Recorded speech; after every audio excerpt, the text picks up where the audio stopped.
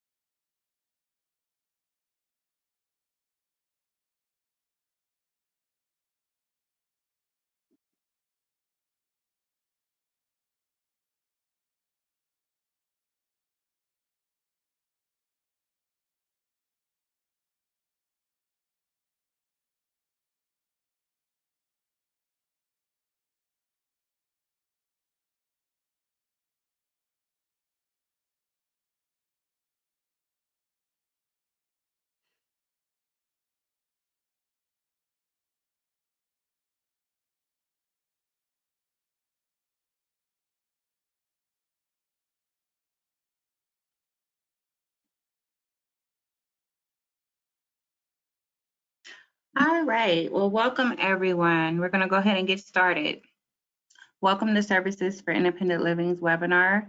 For today, we will be talking about the business case for disability inclusion.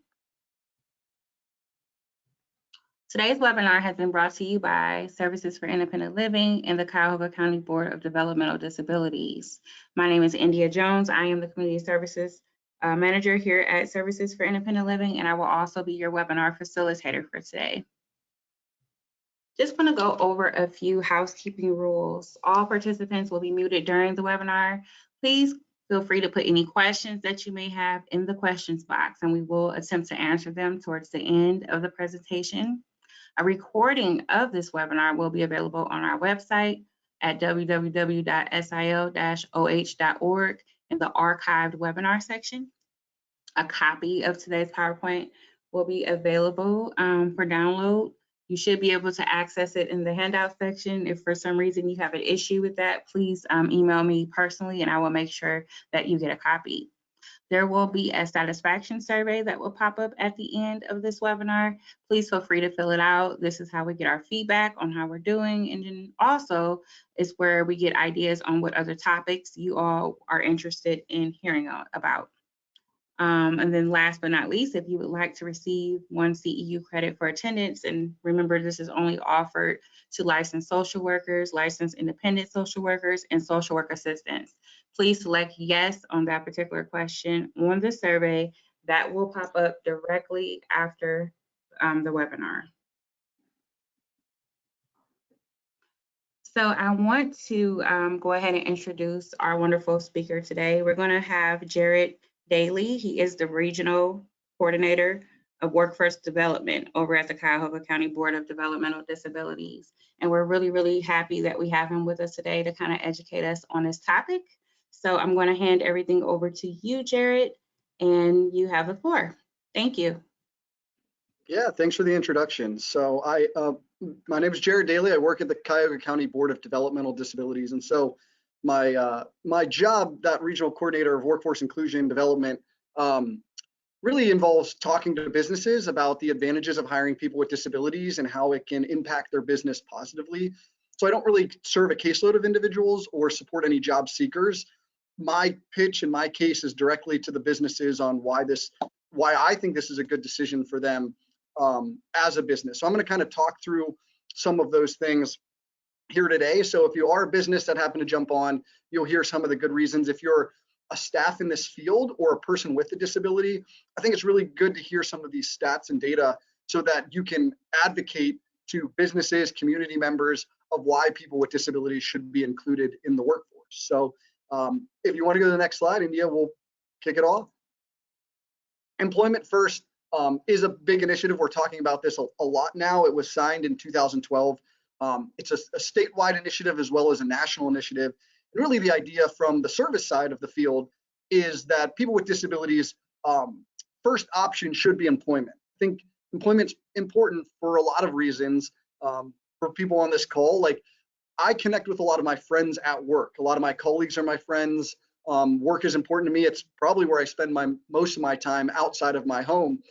And then likewise, it also helps me bring in the income to do the social activities that I like. It helps me pay my mortgage so I can live independently, and my car payment, and helps me pay for Indians tickets, which I like to go to games. And so really a job is kind of your foundation of accessing the community. So it's a good initiative for us to think about employment being a primary option for people with disabilities. So the next slide will show, even though employment is a statewide initiative, it's also a national initiative. So all different states are in different stages of their employment first initiatives, from legislation to directives or executive orders.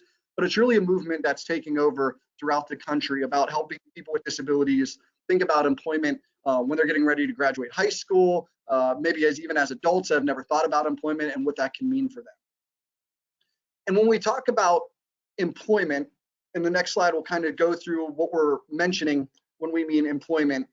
We're talking about competitive integrated employment. And one of the first bullets about competitive integrated employment is, when we're thinking about what I'm talking about, is that it has to compete wage-wise with other job seekers that don't have disabilities. So the bullet under here will show that one of the foundations is that the earnings are commensurate with people that don't have disabilities, and that it's an integrated location. So when we're talking about employment, when I mention employment, I mean a job that anyone else can apply to, whether you have a disability or not.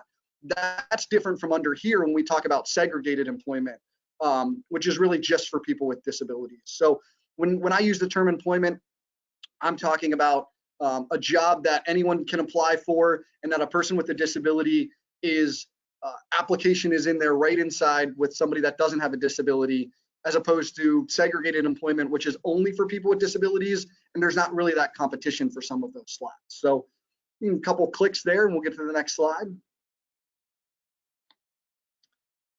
We haven't done a great job of helping people with disabilities get employed. So some of our data that I'll go through, most people in the public hear unemployment rate.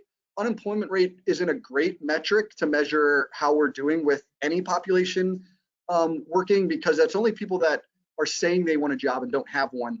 I like employment to population ratio. That number is simple. It's the number of people in any population that is working. You could do male employment population to female. So if there's 100 people in a room and 80 of them have jobs currently, that room's employment to population ratio is 80%. So here we see the top line, people without disabilities, about 80% of them have jobs. Now this has gone down. This is pre-COVID data. COVID skews a lot of things, but for people with disabilities, you see it was only at 40% prior to COVID. So about half, about half is likely to have a job if you have a disability. So those are kind of some of the stats that we'll kind of show. And there's some other cool stats to just show where we're at with employment for people with disabilities. So the next slide. That's the unemployment rate. People always focus on that. I don't love it. This is again pre-COVID. They do these on yearly rates. You can kind of see the uptick in COVID taking over here, but that's just people that are looking. So even if a person with a disability isn't working, if they say they're interested in finding a job, they're less likely to have one. So we do look at that rate, but I really like to focus on that the employment to population ratio. Next slide, please. So here's another kind of overwhelming slide. This kind of shows the balance. On the left-hand side is people with disabilities. On the right-hand side is people without. So labor force participation, as I bore everyone, I promise we'll get through some of the boring stats here, is people that are working and looking. So that employment ratio plus people that are looking. And if you see for people with disabilities, there's only about a third of individuals with disabilities that have a job or even looking. So that's 60+% of people with disabilities that aren't even trying to find a job. They don't think they can get a job. They don't think anyone will hire them. So those are really astounding numbers. We want to increase that rate of both people working and even trying to look, because we know people get discouraged, whether you have a disability or not, if you can't find a job.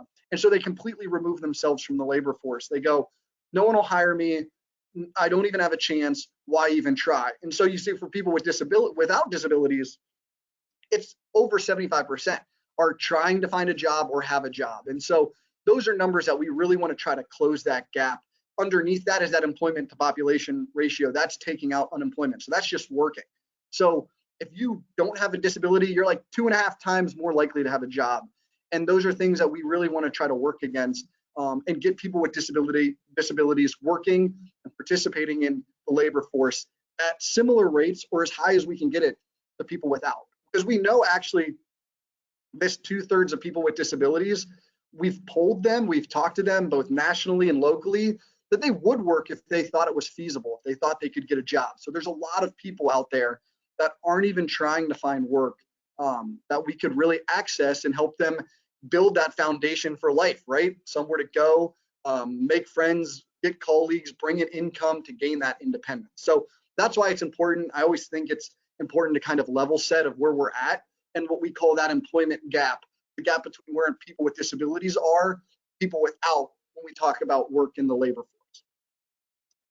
Next slide, please. This is kind of also a show of what we've done historically. So 1990s, the signing of the American with Disabilities Act.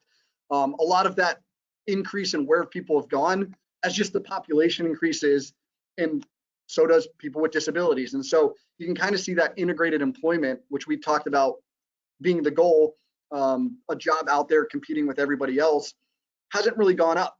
We've really seen a lot of people go into day services, programs.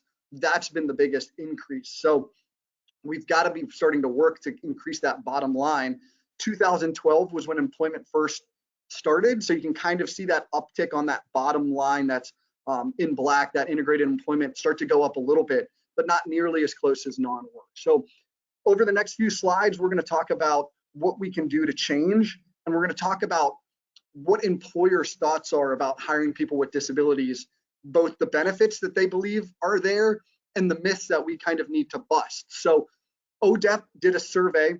On the next slide, it'll show kind of some of the stats, who they did it with.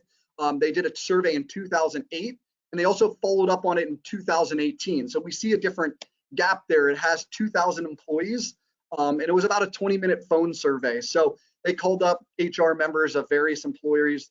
Or on the next slide, they'll kind of show the sizes of them. They did a lot of different things, small, medium, large, retailers, federal contractors. So they got a good sample size pre-COVID. So know that there's going to be a little bit of skewed data there, but a really good sample size of a bunch of different businesses on what are you doing hiring people with disabilities, what's working, what's not. And so that on the next few slides shows some of the different stats, but we are doing a better job. Businesses in the 10 years are hiring more people, and they're also trying to hire people with disabilities. But that bottom numbers you can see, 17.5% are only even actively recruiting candidates with disabilities. So 1 in 5 businesses are trying to hire people with disabilities. We really got to work on that. You know, people now, when we talk about diversity, equity, and inclusion, we say if you're not being intentional, if you're not actively including people, you're passively excluding them, right? So we want to work with businesses to realize they need to go and be active and intentional in their efforts to recruit people with disabilities. So we've seen an increase, but we still got a large percentage of businesses that don't hire people with disabilities and don't have any initiatives to include people with disabilities. On the next couple slides, there's just some data about the surveys. Go over real quick. Just they got a lot of interest from large companies, as you can kind of see. The 2018 is in the red. So you see that percentage of companies hiring people with disabilities. Large companies took a bigger jump. They have robust HR departments. They focus on initiatives and efforts. It's still very difficult for smaller businesses sometimes to implement some of these strategies, but everybody did a better job of hiring people with disabilities. But we saw large companies really take that on better. So the Amazons, the Targets, the Microsofts of the world, those are companies that are trying harder because they see the value in it. Smaller companies usually lag behind. They take the lead from those larger organizations on what's working in the labor force. Next slide is pretty similar, just shows some of the differences between 2008 and 2018. These are the actively recruiting. So even though large companies, they're kind of right in the middle, did a better job hiring people with disabilities, they still weren't all actively recruiting people. So we want to definitely increase this number the most. Whether companies actively are hiring people with disabilities is one of the most important factors for us because it just shows they're giving effort, right? And so that's the things that we want to try to include them with moving forward. So what did this survey show is really the unique part. So it asked a couple questions. It asked what is working in hiring people with disabilities and kind of what is not. So on the next slide, we'll show what they thought the companies that were hiring people with disabilities, the reason that it was working. All right, so the first one that we have circled up above here that'll pop up is it projects a positive image with customers. So India, when you click, it'll kind of bring everyone's attention to it. So you see that right at the top, 72.5% of the companies that are actively hiring people with disabilities say that's the number one reason they do it. So the next slide is kind of an interesting slide. It's some Nielsen data. So people with disabilities are a huge market segment. There is the top here, right? It says 19% of the US population has a disability. So of those people, they have a lot of buying power, right? So that's a big percentage of the American population. And so when we look below that, people with disabilities are the heads of households, they're principal shoppers, they own their own homes, and it's a really big market segment. So right below that bubble, we'll see that it's actually the third largest market segment in America. So if you add their families, right, if someone has a son or daughter with a disability, somebody that's close to them, they also want to shop at places that are disability friendly. So when you add their families and everyone, it becomes a $1 trillion market segment there, which you see in the bottom left-hand corner. When you encompass everyone that knows somebody with a disability, that cares about somebody with a disability, that's a huge customer base to tap into. And on the far right, if you click a couple more, you'll see that 92% of Americans, so that stat over there on the right, view companies that hire people with disabilities more favorably. So if you want to access a customer base, it's really good to have your workforce represent that customer base. So disability inclusion falls into those same positives of general diversity, equity, and inclusion efforts, where a customer wants to walk into a location or work with a business that they see themselves in, right? So if you hire more diverse candidates, you can then connect with and build relationships with a more diverse customer base, and that's going to help you generate more revenue and profit. So when we go back to the interesting thing about what companies say, the reasons they're hiring people with disabilities on our next slide, we're going to quickly show that the second best reason is that it actually projects a positive image with prospective employees. So if you highlight that for me, it'll show you, it's right underneath what we were talking about, 72%. So it's really close. I mean, it's both of those things about projecting a positive image with prospective customers and employees. And so we know a lot about some of the new generations entering the workforce. I'm a millennial. Millennials now make up the largest population of the labor force, which is surprising, but that's where we're at, right? We're in the, I think it goes from people that might be like 40-ish down to 25. So that's a huge chunk of the workforce, and you even add Gen Zers into there. And so when we go to the next slides, what is important to millennial talent pool, right? We just talked about it's one of the largest workforces in the US labor. What's important to millennials through surveys? That companies are being responsible, that they have a company culture that's positive, that they're inclusive. So millennials are looking for places that actively show they're trying to be diverse, hold in inclusive standards, and be equitable for that. So we've got on the following slide some surveys that were taken from some different companies that we'll click to here. And they kind of talk about 75% of millennials feeling like businesses only care about their interests. And so if you can kind of, as a business out there, talk about creating a more inclusive culture and saying, you know, community involvement is important to me, and this is why, that helps keep your millennial Gen Z talent pool engaged, the ones that you've already hired, as well as the ones you're actively recruiting. You can kind of use that in part of your pitch and your mission to them. So millennials also say they're more likely to be engaged in an inclusive employer versus a non-inclusive employer. And then Gen Z is coming up. You know, diversity, equity, inclusion is super important to them. So they actually rate a company's DE&I initiatives and statements as a major factor in choosing an employer. So being able to kind of, as an employer, as it's hard to find candidates now, sit down with people or pitch your agency as a potential spot for them, is really a major factor in saying, like, well, this is why you should come work to us. We've got good benefits, we've got good this and that. Oh, and also we have a lot of initiatives that we're trying to implement to make sure that we're active members in our community, actively involved in diversity, equity, and inclusion. So these are important factors if you're a business to both represent yourself in that light to the customers and your employees and potential employees. So on the next slide, we're going to go back to that information about why companies do this. Increases the pool of qualified candidates. How many news articles, people that you hear from, like, we can't find anyone to work, we don't know what to do, no one wants to work, right? So when we click on the next slide, it's going to show some of the disability statistics. So there's all these different statistics. We don't really know how many people have disabilities. The CDC thinks it's 26%, but that's because as you age, you're more likely to acquire a disability. So that includes 2 out of 5 people over the age of 65. Census thinks it's 19%. Some of the other ones, National Center for Education Statistics, has 14% of students on an IEP, which indicates that they would have a disability. And then the community surveys thinks it's about 12.6% of everyone, but underneath that, 10% of working age. So we qualify working age of 16 to 64. It can work earlier, you can work later, but that's just kind of what they qualify. But even some of those conservative stats, 10% of working age people is millions and millions of people. So when we go to the next slide, we're talking about possibly 20 to 30 million individuals. So we know the national, we showed that unemployment rate in July of 2021 is 12.6% for people with disabilities. And we go to the next couple bullets here.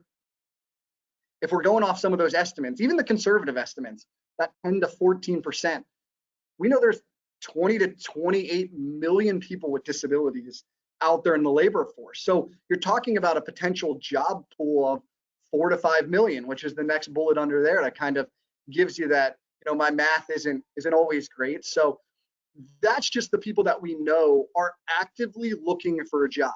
That unemployed, 3 to 4 million people are saying, I really want a job.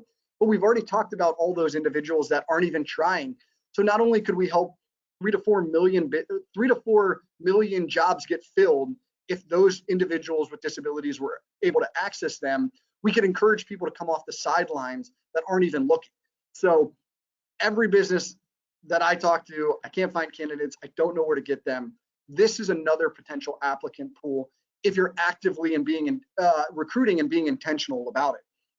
That's nationally. The next stat kind of shows where we are in Cleveland. So you can click through that one. That was just kind of a recap of the last one. Cleveland, if you guys are all here from that area, we actually rank as a city as the highest percentage of people with disabilities living in our city.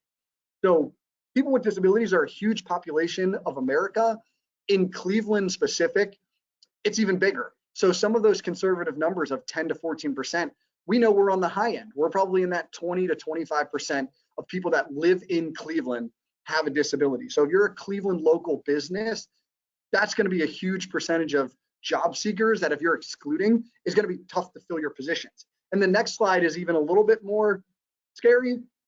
Cleveland also ranks as one of the worst cities in America for people with disabilities living in poverty. So that would indicate they don't have jobs. So we have a lot of people with disabilities in Cleveland, and a lot of them aren't working. So if your company goes, I don't know where to find people. Well, here in Cleveland, we have a lot of people with disabilities and they're not working. If you include them, if you are willing to accept them, that could solve your problem, right? So that's kind of the employment case, the employer case about you're saying you need candidates. Here's an active pool. And so the next slide will kind of show a breakdown of what we think that might be. So we think in Cuyahoga County, there's about 40,000 individuals with disabilities that in that working age engaged in the labor force. With some of those unemployment numbers here, about 20% in Cleveland, we think that's roughly, it'll pop up here in big bold letters, 8,000 job seekers. So you're a Cleveland employer, you're a Cuyahoga County employer, 8,000 people actively looking for jobs, and you're saying you can't find people. You know, there's a good pool to tap into. So adding that into your general job seeker pool is a really good way for businesses to find people. So if you're hearing businesses say, I can't find good workers, hey, are you thinking about people with disabilities? Are you actively recruiting people with disabilities? Because there's a huge population of people with disabilities in Cleveland that would work for you. So those are some of the reasons. Now, when you tell them that, the next slide is going to show you, as we move through it, what their concerns are. So we kind of skip over that. I don't love to talk about the financials and the tax incentives. I bring them up real quickly so you can kind of go through this. There are some tax credits, but really we want to stick to the idea of like hiring a person with a disability is smart business sense from those factors of generating more customers, retaining your own workforce, and having more applicants. And so if you can convince them that, now we move into kind of the reasons on the following slides about why they're concerned or some of the myths. So a big slide here, I try to highlight some of that. The number one concern from all these businesses, if you ask, why aren't you hiring people with disabilities? They think it's job safety for people with disabilities. They think people with disabilities are more likely to get hurt on the job than people without. Accidents on the job cost money, insurance, payouts, time off, all kinds of things. So we're going to talk about a couple studies that kind of dispel that myth that we try to talk to businesses about. So on the next slides, there aren't a lot of studies about this, but we talk about Walgreens distribution center. So big warehouse, local stores say, I'm out of Allegra, I'm out of Pedialyte, I'm out of diapers. And so it comes from a distribution center. And so they had people identify team members with disabilities. So if you click you can kind of see this here. Team members with disabilities, TMW, how many hours they were driving tow motors and tow trucks, right? So team members with disabilities made 31% of the driving time compared to only, on the next button, you click here, 21% of the accidents, right? So they were driving more than they accounted for accidents, right? So that indicated to Walgreens that people with disabilities were actually safer drivers than people without. So they studied this over thousands of hours of logged in time. So you kind of see people with disabilities, they clocked in about 43,000 hours of driving, but only got in 54 incidents, compared to people that didn't identify they had a disability, close to 100,000 hours and got in 200 incidents. So pretty close. People with disabilities did a little bit better, but a lot of times when I'm talking to businesses, I'm like, it's really just the same. Hiring a person with a disability is pretty similar to hiring somebody without. And so on the next few slides, they've even broke that down. The red bars, if you want to go back real quick, the red bars just kind of show some other things. You know, the blue bars is those individuals with disabilities or individuals with disabilities. And you can kind of see their rates compared to individuals without disabilities in paid medical leave, paid indemnity, expenses from those accidents. So some of those accidents people without disabilities got into were costly for the business. So this bar graph shows that team members with disabilities, when they were driving, actually saved companies money. And on the next slide here, it shows some more stats about that. It even does team members with hearing impairments were some of the safest drivers. I think a lot of businesses think, well, if someone's deaf, they're not going to be able to hear the tow truck coming or the tow motors. They're going to walk out into the middle.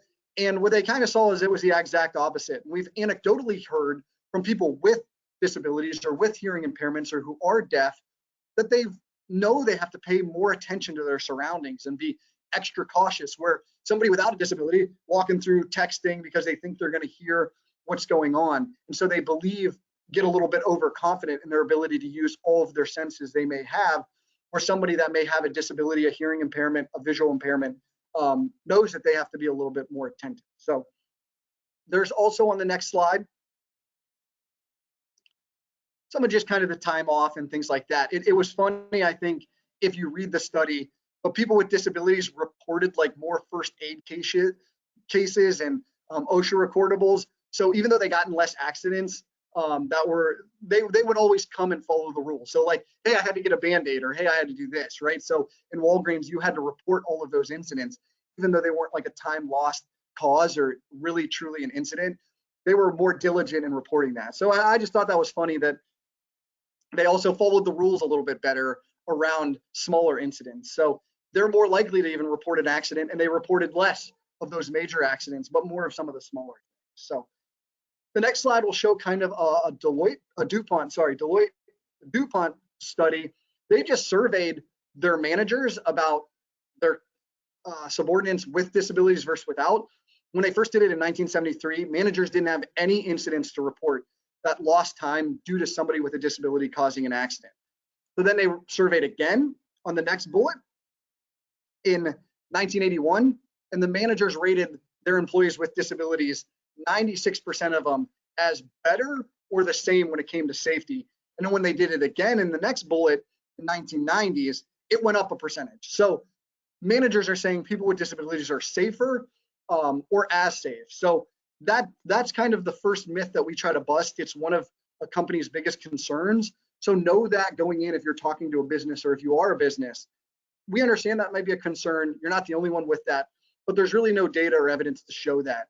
And so if you go down kind of the circle, a couple things below when you click, a concern is like, well, my workers' comp is going to go up or my healthcare insurance is going to go up. That doesn't go up because there's no evidence for insurance companies to believe that people with disabilities are going to get in an accident more likely. And we know insurance companies, if there's a place for them to make money, or if they think something is liability inducing, they're going to charge more for it. So they don't concern, you don't have to report hiring people with disabilities to workers' comp or for your health insurance coverages or anything like that, because there's no potential rise in accidents. So when we click again, we see the number 2 thing.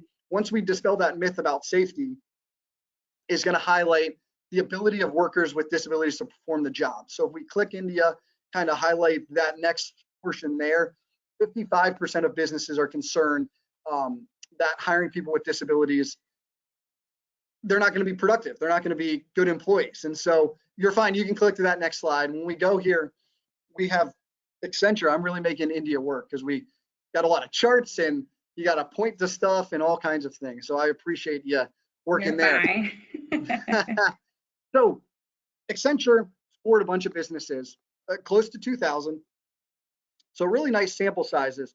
And so what they did was they scored them on a scale from 100 to 1. And the businesses that scored 100 had great disability initiatives. They hired people with disabilities. They were very effective in their recruiting. They had inclusive work environment. So 100's the best score you could get. 1's the worst score.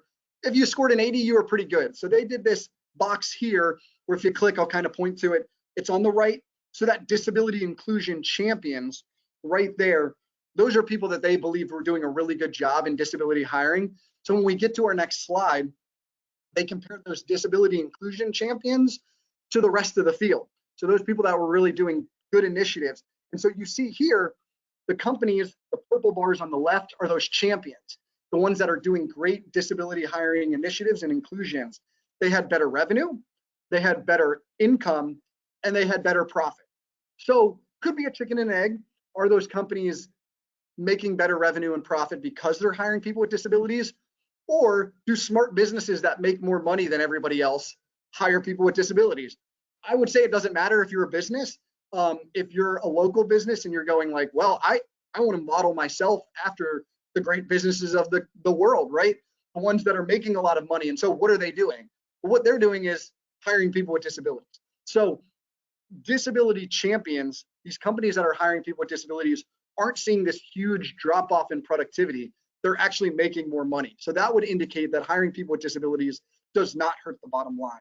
And so there's some other studies that we're going to go to in the next slide that just kind of reiterate some of these things, because when we talk about the ability of people with disabilities to perform the jobs, there's a lot of these other concerns around here. So the next button you click will kind of highlight some of the other concerns that I kind of think jump into there. So we're talking about productivity levels. Yeah, you can go to the next slide, productivity levels.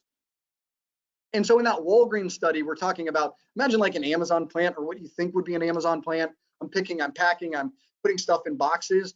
They can actually see the rates of workers. And so the red bar is team members with disabilities, and ignore kind of the data from them on that bottom things, but it's basically their metrics.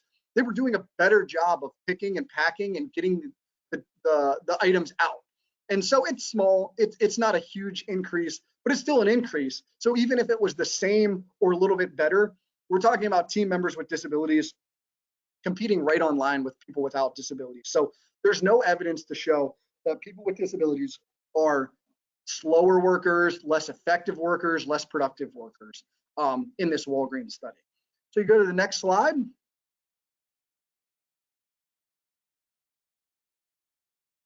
And so we also kind of talk about hitting click again, it'll highlight our next topic that I'm trying to kind of jump in here with everything. Go ahead, India. When we talk about kind of like accommodations and knowing people with disabilities, so I kind of lump all these together if you're looking at them. So that kind of second function of can people with disabilities do the job? A lot of these go into that factors, right? You're worried about their productivity level. You don't know how to work with somebody with a disability, and you think an accommodation to get them there is going to be expensive. And so we kind of addressed all of those issues, kind of compressed those into one. So we talked about safety. This next one, we bundled them all together, right? People with disabilities are productive. So why are they productive? Because they can compete at the same standards with anybody without a disability. And we can help assist you with some of those needs of how to address them in those accommodations. So the first thing that we tell people is an accommodation, and I highlight this a few times, India, so you click on the next one, is not lowering productivity standards. So this will come up bright and bold in the clicking when we move forward.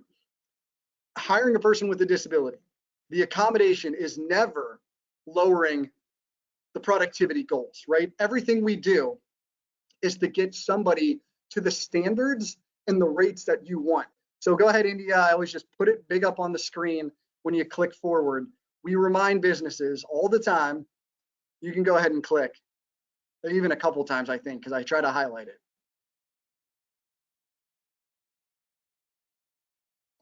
Not lowering productivity standards. I think people just assume businesses like, I'm going to hire this person in, and if I need 100 units done, I'm going to have to live with them doing 50 or 60. We're never going to ask a business to do that. Sometimes we can carve a job and remove a job duty. That's not an essential function, but it's never, ever lowering the productivity standards. We're going to implement strategies to help them get to those standards because we're asking from a competitive wage that the business pays them the same. So we want them to produce in a similar fashion. And we're going to highlight that. So click a couple times, get to the next slide. I always just try to really hammer this home. Never, ever, ever are we going to talk to the businesses about that. And so when we talk about accommodations, those are to get people to the standards that you're looking. So Jan, the Job Accommodations Network, for people in the field, definitely check it out. They asked companies what percentage of accommodations they did that had no cost. And so the next bullet shows that 59% of businesses, see if I'm right, I'm always trying to remember some of these stuff, had no cost. And so they also asked what percentage of accommodations only had a one-time cost, and that's 36%. So that pops up there too. So that's 95% of individuals that you hire with a disability that need an accommodation. Sometimes you could have no accommodations to hiring somebody, but 95% of the time you can accommodate them with no cost or a one-time cost. And that one-time cost averages to $500. So it's not something like I'm going to have to completely redo my building. It's going to cost me $100,000. It's a schedule change. It's taking a full-time job to a part-time job.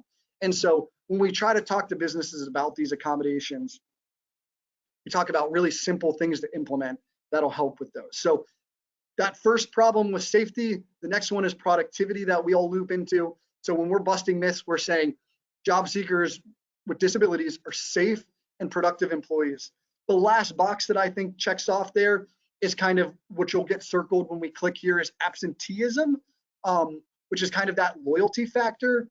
So if you click through, it'll highlight kind of that third factor, which you see with 51.7% is businesses are concerned people with disabilities are going to miss work or turn over. So if you want to click a couple of things, we'll get into those slides.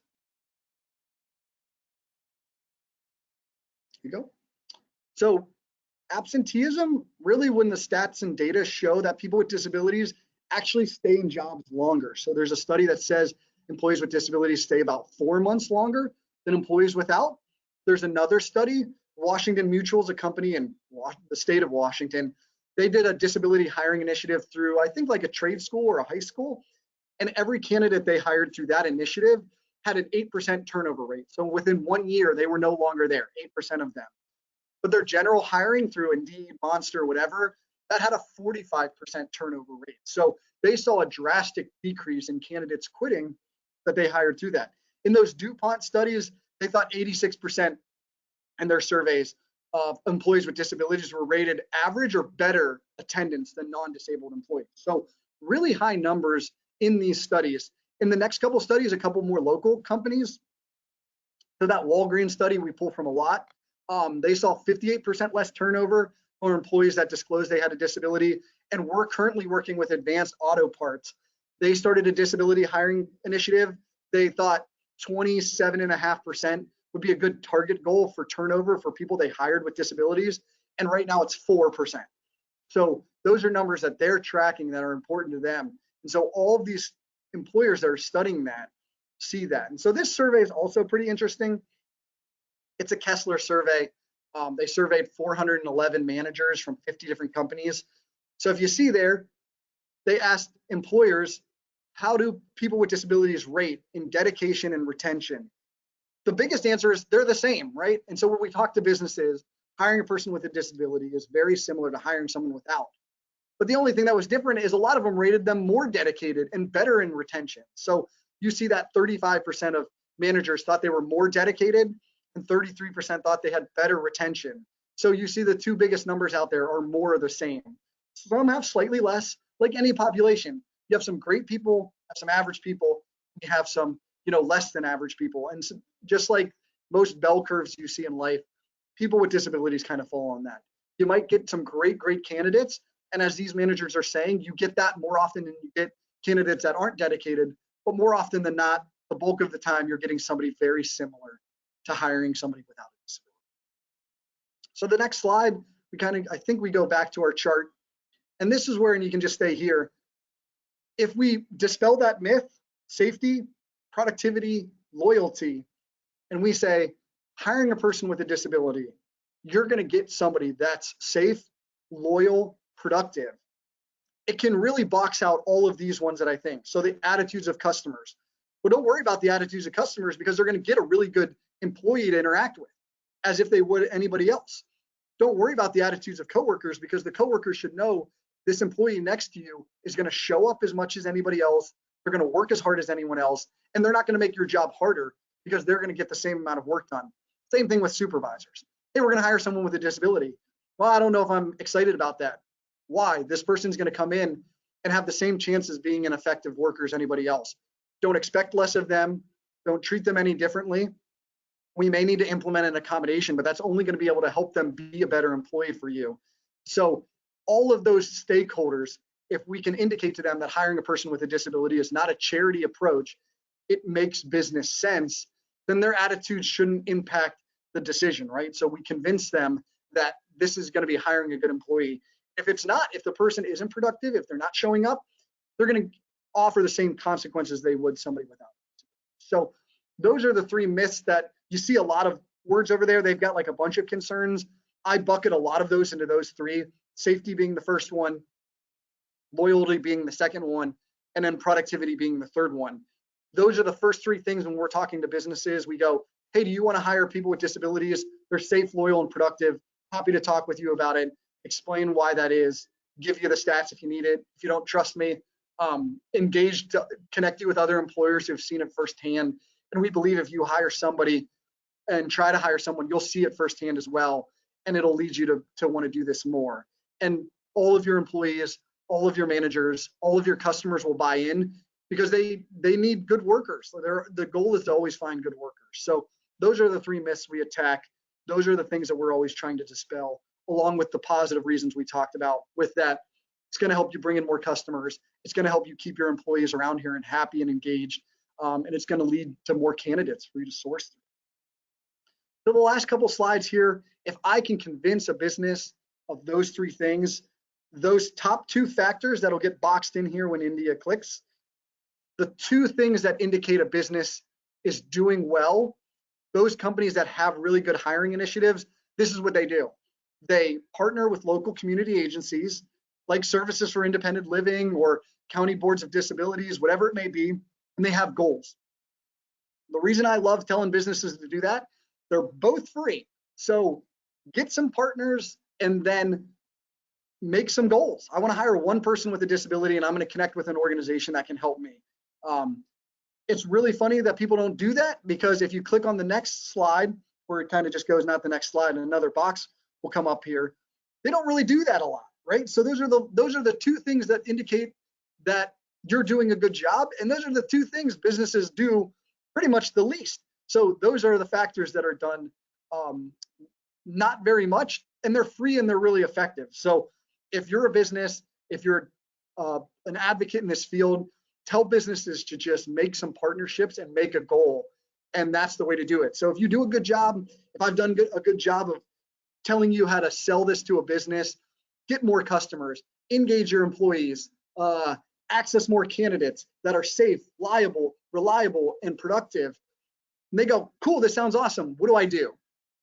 Find partners and make some goals. And so on our next slide, we here in Cuyahoga County, we think we've done some of the best work around to make that as super easy, because we've actually consolidated the partners. So we have the Employment Collaborative of Cuyahoga County.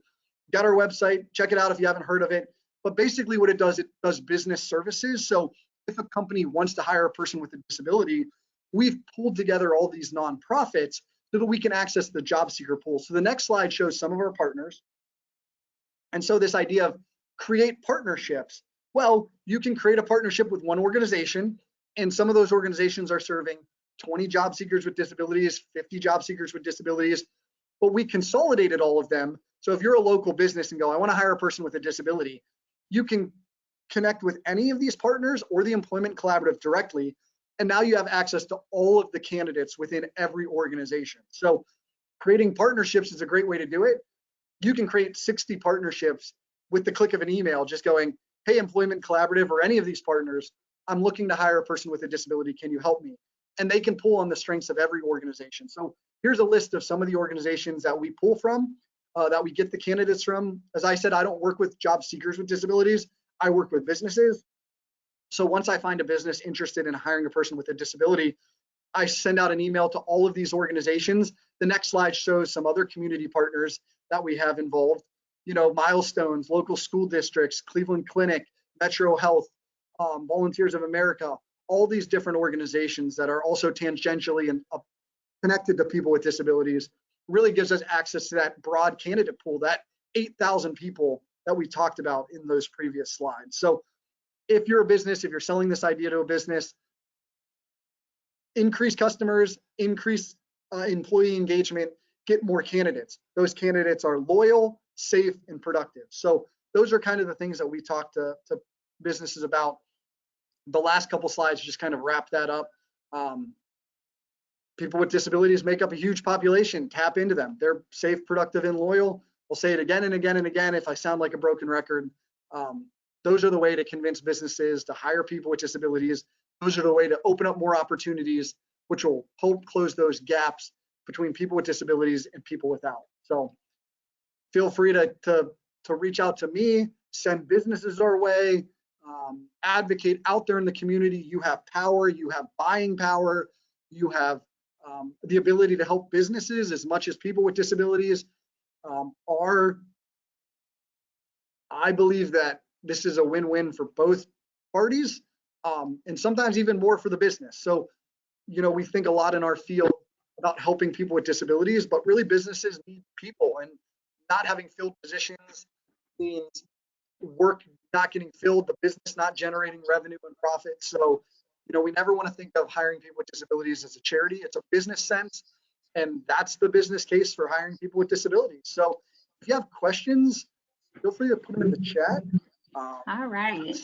Well, thank you so much. You did really, really well. And I was trying to keep up with you. So in honor of National Disability Employment Awareness Month, which is always held each October, I wanted to, get a speaker who could really, wow us and give us some great information this year. And I wanted to say thank you because you did just that. And this information is very helpful as well, because I know a few people personally that they may have a disability, but they don't always disclose that, or feel comfortable disclosing it sometimes to their employers. So I think with this overall presentation that you just gave, and then for other people who may have a disability, who may be looking for a job, this could also open their eyes to that, hey, there are different companies and employers that are opening up the doors more so, so they can feel more comfortable too. Because like we always try to teach here, having a disability is not all of you, it's just a part of you. And it's not, it's not something that you should, try to cover up but I absolutely appreciate you going through this. And you can tell that you're used to talking to companies and that you're really good at it. So I'm pretty sure that after you talk to a company about this in particular, they're on board. I mean, who wouldn't be? It really is a easy sell. It's not a hard pitch. It's an easy sell. And I agree. I think disclosing is always a personal decision. Right. We typically advise it just because we've already talked to a lot of businesses and they're on board, so they're not going to disability. And sometimes it even helps, like companies that have these intentional programs and these data that they want to meet, they'll give preference. And so some people with disabilities think like this is only going to hurt me, and often it can help because companies are trying to be intentional about disability hiring. Some federal contractors, which is a lot of large companies, if they're doing any work for the government, they have to meet certain standards and goals so they can actually give preference to people with disabilities. So when we sometimes think like I'm going to get discriminated against or this is going to hurt me, it actually can help. And then it allows kind of those conversations about accommodations you need and things like that. So that's always a personal decision. We do have a question from Donald. Okay. He wanted to know, are the companies who are actively recruiting people with disabilities offering only menial jobs? No, that's a great question. We try to, as my team goes out and engages businesses, create a wide range of different positions. Almost every position now is paying 14, 15 bucks an hour, even if they are more entry level. So we still work with the restaurants, hotels, nursing homes for housekeeping, housekeeping, food service, things like that. But a lot of the companies we're working with that are being intentional, those disability inclusive champions, are the Highland Softwares of the world, Key Banks here, Cleveland Clinic, Metro Hospital, some Medical Mutual. And so IT positions, call center positions, data analyst positions, things like that are really being engaged. I think, not to get too into the weeds of it, my team has a problem with the candidate pool, finding it. I think as we build higher expectations for people with disabilities, our adult population may have never been exposed to having the opportunity for college associate's degrees. And so sometimes we connect with these businesses that are interested in hiring for advanced level positions that we don't have the talent pool yet. I think moving kids in high school and transition coordinators are doing a great job of talking about post-secondary education. So as we educate the community, individuals with disabilities, now that pipeline can grow where those businesses will have it. So we're trying to do our best to both find that pipeline. They may be out there, they may not be getting the services that I'm connected to access that, but the opportunities are there. It's just, can we fill them, and do we have the candidate pool, and are we doing a good job of training and holding high expectations for people with disabilities that they can get a real legitimate career that pays salary, wages, benefits, is the next step. So those businesses are open for sure. It's what are we doing to train and get people with disabilities those educational requirements and experience to fill those, I think is the next step, that pipeline development.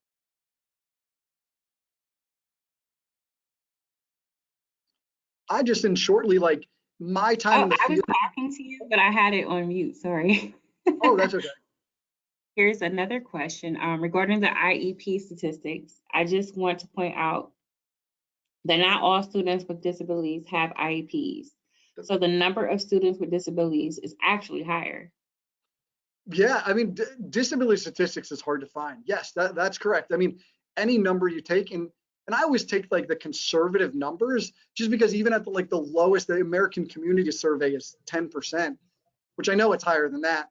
But even at that, you're still talking about 4 million job seekers with disabilities. So we know the number is higher, prevalency rates are higher, people go undiagnosed. Even with conservative numbers, you're still looking at a lot of individuals with disabilities that could fill potential positions. We know a lot of disabilities are invisible. One of the other things that I talk to businesses about, a lot of disabilities are acquired. So I think at age 22, if you don't have a disability, you still have a 1 in 4 chance of acquiring a disability by the time that you die. So it's one of the few candidate or protected classes that you can enter into, right? So not only do you want to make an inclusive work environment for potential new employees, at any moment, one of your current employees may become disabled and need help, services, and support. So you want to make sure that people feel comfortable at your work site to come to you with those issues. So those are things that we want to do. And by creating an inclusive disability environment and work culture, you may not have a disability today. Somebody on this call, work hard to get your business disability inclusive, because it may benefit you down the road. And we also talk about universal design. And we can talk about a million benefits for businesses to do this, but I think they get it more than ever. In this field, I think we always said like, oh, businesses aren't doing their part.